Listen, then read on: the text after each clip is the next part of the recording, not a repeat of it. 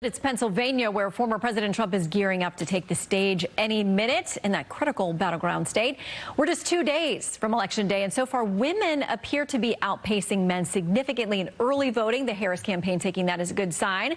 There's a gender gap. Joining us now to discuss the impact is House GOP Conference Chair Elise. Congresswoman, good to have you with us. Good to be with you, Shannon. Let's talk about the gender gap, because clearly it's there. There are also people who haven't made up their minds yet. So Mark Thiessen, writing about this over at the Washington Post, says this about using Nikki Haley. The former UN ambassador is the very model of a reluctant Trump voter who has put aside her reservations and decided to pull the lever for the former president. So why is Trump not deploying her on the campaign trail? Mark goes on to say he thinks it's political malpractice and that these two should just bury the hatchet, get her out there. Why hasn't she been used? So a couple of points here, Shannon. I think it's important for viewers to know that President Trump is doing better among women than Kamala Harris is doing among men. There is a significant gender gap, but President Trump is overperforming. Kamala Harris is significantly underperforming. President Trump's campaign has strong, intelligent women deployed across the country. I've been on the campaign trail. Laura Trump is on the campaign trail. Sarah Huckabee Sanders. All of the women are working together to turn out the vote. And we are going to earn this support because if you look at President Trump's record when it comes to women, it was the highest number of women ever in the workforce, the largest wage and salary increase for working women ever. Child care was affordable. And we had safety and security, whether it was a secure border or a president that supported our law enforcement. Look at what's happening today across this country impacting women.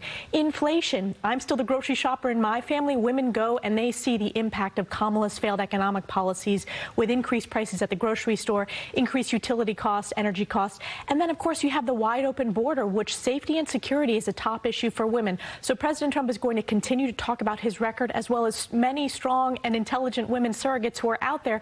And what I think is very telling is Kamala Harris's campaign. Kamala Harris did not condemn Mark Cuban's just disgraceful comments saying that President Trump does not surround himself with strong, intelligent women, whether you compare it to the First Lady, his daughter Ivanka Trump, or so many senior level women that are working in support of his campaign.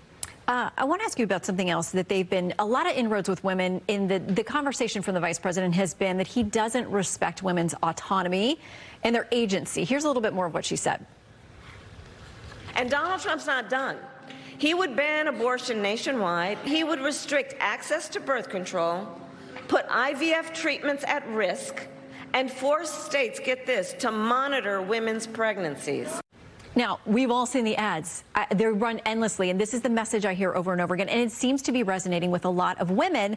How worried are you about the states that do have issues like abortion on the ballot, and how that has been working for the left? President Trump has been very clear. He believes that this issue should be decided at the states. He has been specific throughout his time in office. He supports 3 exceptions: life, rape, and incest, and life of the mother. That is very important for voters to know. And when it comes to IVF, that is a false smear. President Trump wants to expand access to IVF, make birth control available. And the reason why Democrats are only talking about this issue is these are scare tactics, because they are losing on every other issue, whether it's the economy, the border, safety and security around the world. We're going to run and win. And I think that women, as they look at the key top issues, they are increasingly looking that their lives were much better under President Trump versus the crises that we've seen under Kamala Harris today. So I want to talk about a couple of things that Senator Kelly brought up. One of them is the CHIPS Act, and he says the president's going to get rid of it. It's going to cost jobs in his state and a lot of other places.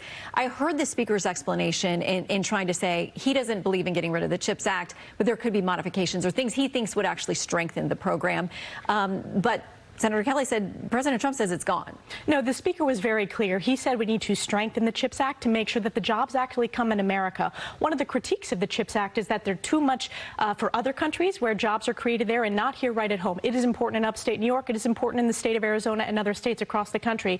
President Trump's economic policy is America first, not these giveaways to other countries. The other part of the CHIPS Act that is problematic that we want to get rid of, a small part, is the Green New Deal subsidies. We want to promote a manufacturing in the United States, and that's what President Trump believes, that's what Republicans believe, and that's what the speaker was saying. Get rid of these far-left, progressive, radical Green New Deal subsidies and actually focus on manufacturing chips in America. That's what we're focused on. Okay, the Affordable Care Act, because that's the speaker had to do some explaining on this too as well. There were those who said he's talking about getting rid of the Affordable Care Act, or Obamacare as some people call it.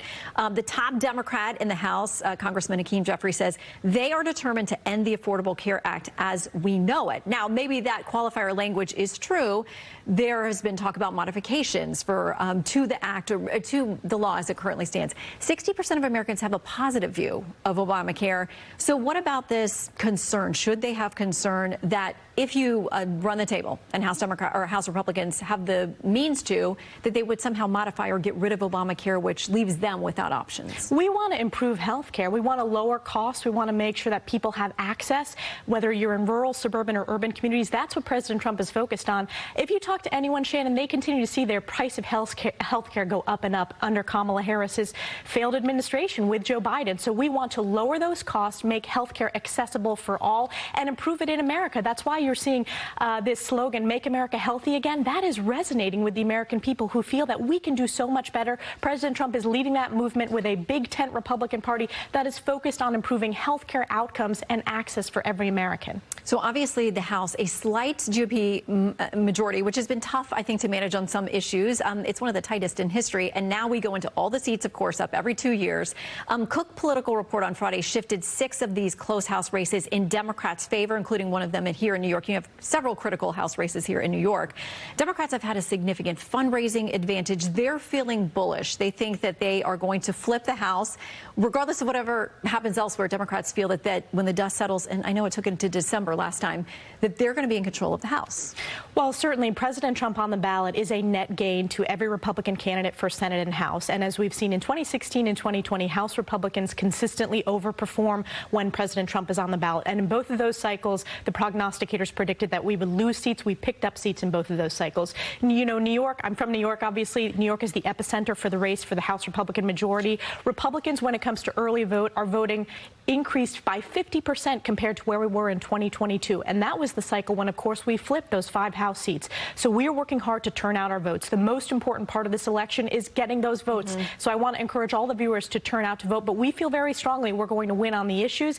And Kamala Harris is underperforming Joe Biden in every single swing district across the country if you look at Joe Biden's performance in 2020. So districts in New York that Joe Biden carried by 15 points, Donald Trump is up by 1 or 2 points. That's a 16-point significant shift, and that's one of the districts that the prognosticators moved in the wrong direction towards Democrats. I believe you're going to see a sweeping Republican victory along with the presidential on Election Day. We just need to get our voters out to vote. They are voting early. Election Day is going to be very important. I don't think I know anybody on the GOP side of things that has a better, really in-depth knowledge of all of these districts. You've been a lot of places. You know the data. Would you care to make a prediction about where you think this lands of the 435? Again, I've been on the ballot with President Trump in 2016 and 2020, and Republicans surge and turn out to vote on Election Day. Not just Republicans, but unaffiliated voters as well, who President Trump is able to speak to and get them out to the polls. I think on a good night, we can win up to 10 seats, Shannon, which would be a sizable Republican majority. We're not taking anything for granted, but the issues are on our side. People want a secure border. They want a strong economy. They want peace through strength and a stronger national security around the world. On every top issue, Republicans are winning. President Trump is winning. And I think we could be in for some surprises on Election Day that House Republicans will overperform the predictions. We're all just trying to figure out how long it's going to take for the dust to settle on all of these races. You brought up Mark Cuban earlier. You wrote an op-ed responding to his comment that President Trump doesn't surround himself with strong, intelligent women. He since issued an apology on X. I'll read part of it. He says, "I didn't get out exactly the way I thought I did. So I apologize to anyone who felt slighted or upset by my response. As I said, it wasn't about Trump voters, supporters, or employees." Do you accept his apology?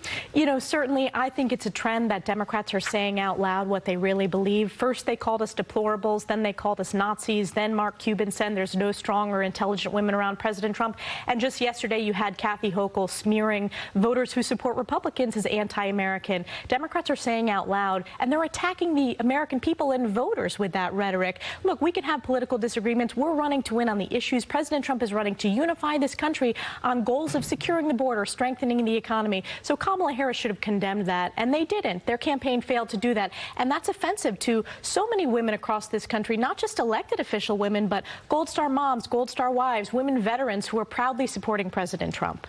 Well, we'll see where those numbers land on Tuesday or beyond. Congressman, thank you for coming in. Good Thank to see you. you. All right, we are going to head to the